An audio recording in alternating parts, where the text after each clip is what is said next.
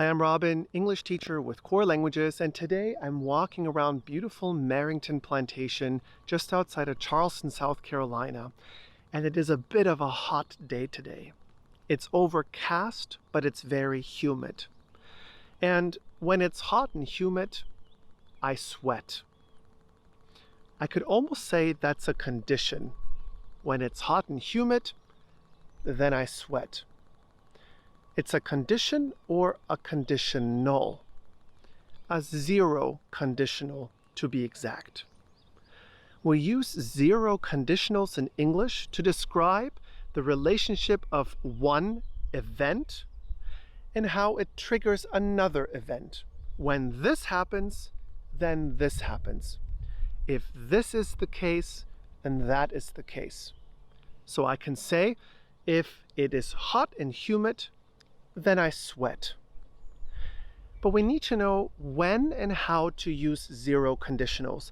For example, it would be incorrect to say, if it is hot and humid, I used to sweat. In this example, the tenses don't line up and the sentence is grammatically incorrect. In today's video, I'm going to explain to you when and how to use the zero conditional. So the next time someone asks you, what do you do when it's hot and humid? You can formulate a perfect English sentence.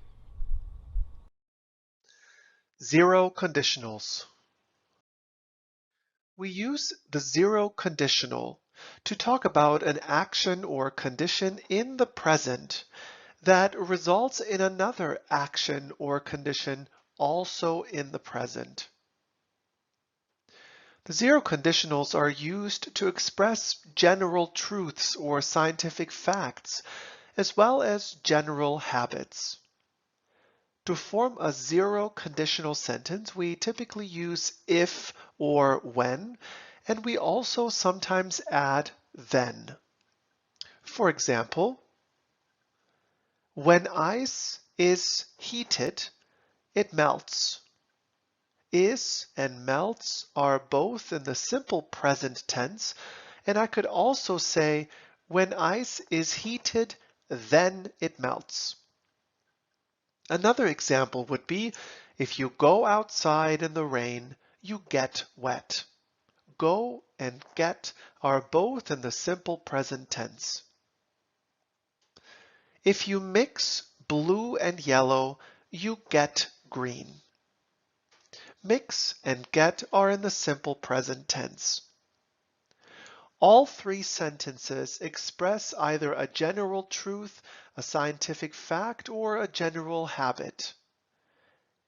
Every time ice is heated, it melts. Every time you go outside in the rain, you get wet. And every time you mix blue and yellow, you get green. Zero conditionals always take place in the present or the now, and they are real and possible. They can also be used with the imperative to give instructions, and when we use when or if to start the sentence, we place a comma at the end of that clause. For example, when water boils, it becomes water vapor. This sentence started with when, so we place a comma at the end of that clause. When water boils, comma, it becomes water vapor. We can also start the sentence with the main clause. You get tired if you don't sleep. In this case, we don't need a comma. If you get lost, call me. Call me is the imperative. We started with if, so we need to place a comma at the end of this clause. If you get lost, comma, call me. To form zero conditional sentences, we need to remember that both clauses need to be in the simple present tense or the imperative. We can start a zero conditional sentence with if or when, followed by the subject, a verb, and then the predicate or the rest of the sentence or clause. When we start the sentence with if or when, we need to place a comma here. Then we have another subject, another verb, and another predicate or rest of the sentence or clause. This is the subordinate clause, and this is the main clause. We can also start with the main clause, subject, verb, and predicate, and then follow with if or when, then the subject, then the verb, and the predicate. In this example, we started with the main clause and then the subordinate clause. We don't need a comma to separate the two. For example, if you exercise, you have less stress. This sentence starts with the subordinate clause and is separated by a comma. You get hungry when you don't eat. This sentence starts with the main clause and no comma is needed. Look at the following two examples and try to choose the correct verb to complete the zero conditional sentences. Milk spoiled or milk spoils if it is not refrigerated. The correct verb is spoils. The verb needs to be in the simple present tense. Note that this sentence starts with the main clause, so no comma is needed. Milk spoils if it is not refrigerated. And how about this sentence? If you touch fire, or if you would touch fire, you get burned. The correct verb is touch. Touch is in the simple present tense.